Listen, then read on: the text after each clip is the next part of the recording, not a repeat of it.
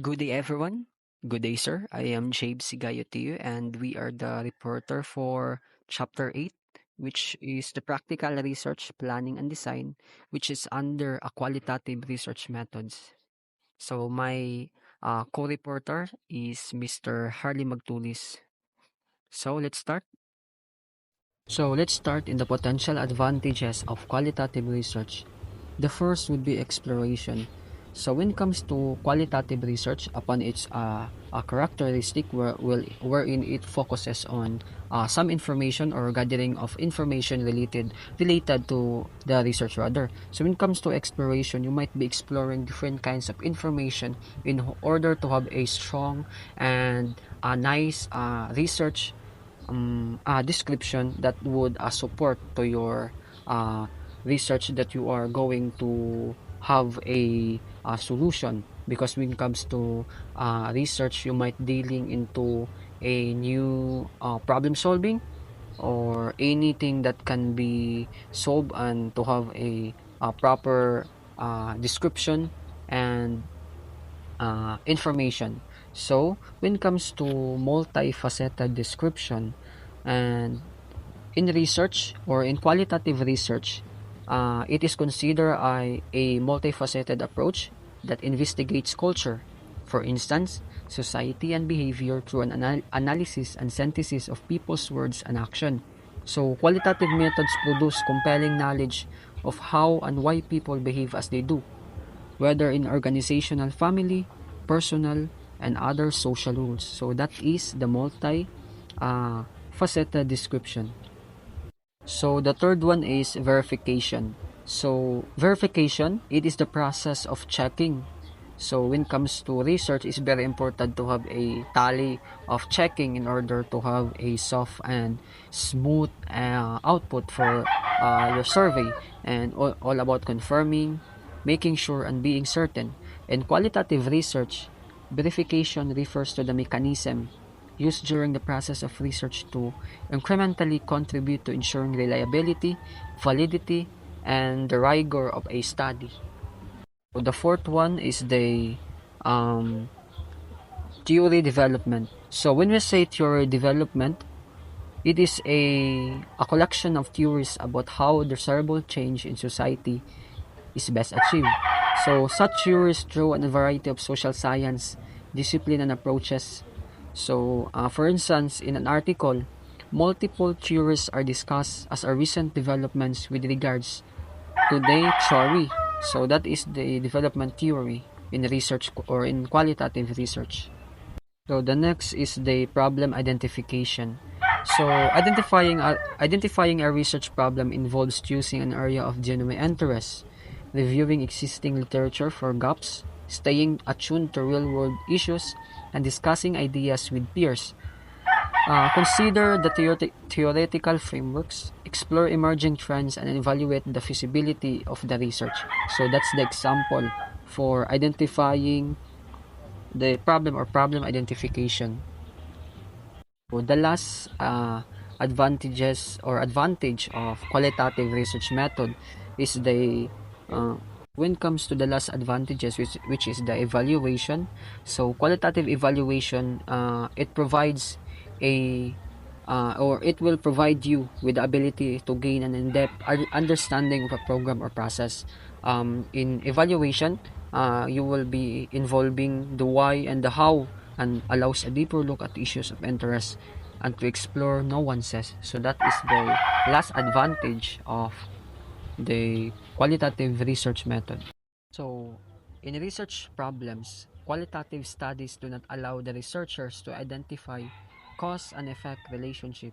So qualitative studies do not allow researchers to identify cause and effect relationship due to the inherent nature of qualitative research and the methods used. So, there are main reason why qualitative studies do not focus on establishing cause and effect relationship. The first would be the focusing on understanding the context. So, qualitative research is primarily concerned with understanding phenomena in their natural settings and exploring the depth and complexity of social issues. It aims also to uncover meanings, perspective, and experiences rather than establishing casual relationship. And the second one is the subjectivity and interpretation. The qualitative research involves subjective interpretation of data. Researchers analyze and interpret the data based on their perspective, experiences, and biases. This subjective nature makes it challenging to establish clear and cause-effect relationship.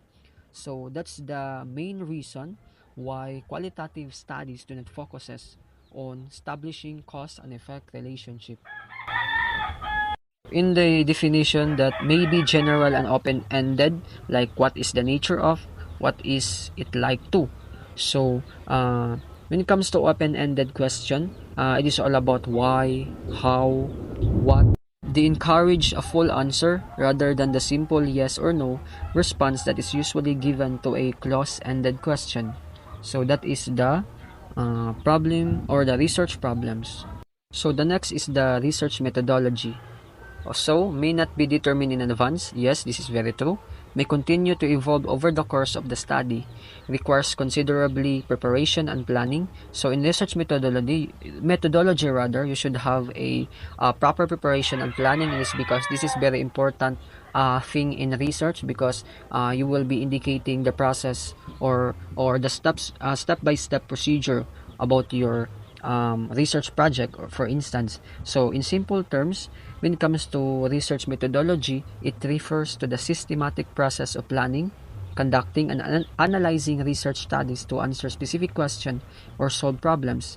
In simple terms, also, research methodology is like a roadmap that guides researchers on how to gather information, analyze data, and draw conclusions in structured and reliable way. It involves defining research questions, choosing appropriate methods, collecting data, analyzing findings, and interpreting results to contribute new knowledge or insight to a particular field of study. By following a well-defined research methodology, researchers ensure that their study is organized, valid, and credible. So next is the qualitative research design. So qualitative research design emphasizes the exploration, interpretation, and understanding of social phenomena through in-depth analysis of qualitative data. It offers valuable insight into complex human behaviors, experiences, and interaction. So in simple terms, qualitative research design is like a recipe for studying people and their behaviors. It involves asking open-ended questions, talking to people, observing them, and analyzing what they say and do. Researchers carefully choose who to talk to, listen to their stories, and look for patterns in the information they collect. By following this recipe, researchers gain a depth understanding of people's experiences and perspective. So that's the qualitative research design. So the first one would be the case study. So in case study, the particular information that would be written in this case on this thing is uh, um, an in-depth research design that primarily uses a qualitative methodology but sometimes includes quantitative methodology used to examine the unidentifiable problems confirmed to research, used to investigate an individual, group of people, organization, or event. So that is the case study. So the next one would be the ethnography. So in ethnography, it is a qualitative method for collecting data often used in social and behavioral sciences. Data are collected through observations and interview, which are then used to draw conclusion about how societies and individual function. So overall, ethnography is all about survey or the particular output for your survey. It should be analyzed and calculated not just number but also the proper examining of the information gathered. So the next would be the phenomenological study, grounded theory study, narrative inquiry, content analysis. So this particular words is already common, especially in qualitative research, because since high school or especially in senior high, we already know what's the information should be uh, uh, written in this particular qualitative research design. So in case study, a particular individual, program, or event is studied in depth, used for learning, more about a little known or poorly understood situation, investigating how individual or program changes over time, generating or providing preliminary support for one or more hypotheses. Findings may not be generalizable to other situations. Ethnography, in-depth investigation of an entire group that shares a common culture. Site-based fieldwork, performed in a natural setting, performed over a long period of time. Key informants, often involves participant observation. Ethnography used to study explicit culture patterns, implicit belief and assumption, below the surface taken for granted patterns that even group members aren't always consciously aware of. So when it comes to narrative inquiry, used for studying complex, multifaceted phenomena, meaning to say there's a lot, when we say multifaceted, there's a broad aspect, focuses on the recollection and stories of individuals who have had experiences related to this phenomena. Central notion, three-dimensional narrative space comprise an interaction, continuity, and situation would be the phenomenological study that attempts to understand people's perception and perspective of particular experiences. Small sample, lengthy, unstructured interviews. So when it comes to phenomenological study, it is all about the experiences of individual wherein you are going to observe about their experiences and also their perspective towards their experiences. You might be considering about you are going to understand about their perspective because all of us have its own unique experiences, so we should not invalidate because experiencing such a something that would be uh, there's a something experiences nga we don't actually experience, but in other that would be a big or that's a big deal for them. So in our vernacular mingon ta nga there are some experiences nga wala na experience sa uban, but we need to validate the particular perspective of individual if they experience that particular thing, especially sa mga butang nga wala pa nila na experience, so there would be different feelings and perception. So that's the phenomenological study. The next would be the grounded theory. Goal is to collect and interpret data, develop a theory. Data analysis begins right away. Data are organized in categories until saturation. Theories emerges from interrelations among categories, typically focus on process, eating, class discussion, stress during work. So in grounded theory study, it's all about after having a survey or overall is you are going to interpret the data that you have gathered in order to form a kuan kanang theory of your research. So that's the grounded theory study. It would be the content analysis, detailed systematic examination of the contents of a body of material, books, newspapers, legal documents, transcript of conversation, blogs, often included along with another study design, often has a quantitative component, identify categories and count frequency in each. The next would be the collecting qualitative data. All data, multi-methods are used. Example, interviews, plus observation, plus artifacts. Many qualitative research engage in production of memos. Data collection follows an emerging design. Analysis of early data influence additional data collection.